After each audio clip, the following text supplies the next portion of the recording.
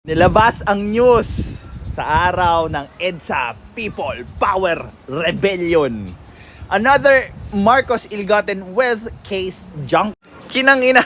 Kaya alam nyo, mahilig sila sa mga revolutionary, rebellion na yan, rally na yan, because wala ka namang kailangan patunayan dyan eh. Ang kailangan mo lang dyan sa mga ganyang rally, revolutionary emosyon. Heck, you're not even going to talk about whether the claims are right or wrong. Kailangan mo lang ng numbers game dyan.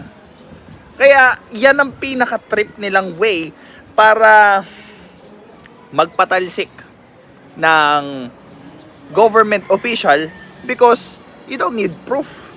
Hindi mo kailangang patunayan yung mga sinasabi mo dahil kailangan mo lang mag-ipon ng mga tao, mambuisit ng iba, mamerwisyo ng iba.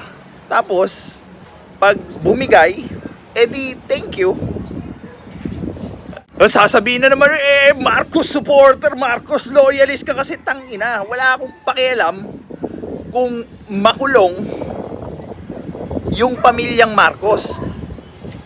Kasi unang-una, kung makukulong sila sa tamang paraan, dumaan sa due process, why not?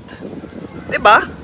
Pero kung dahil paparusahan nyo sila dahil lang sa galit kayo at feeling nyo may ginawa silang mali, tangina.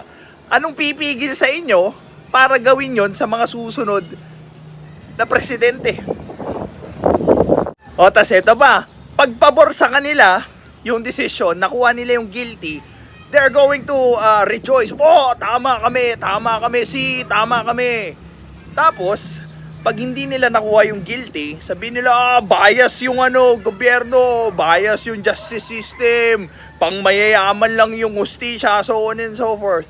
Hindi sila mangingimi, nasiraan yung same justice system na kinatutuwa nila pag nakuha nila or pumanig sa kanila yung desisyon. O, di ba? Kupal na ugali yun.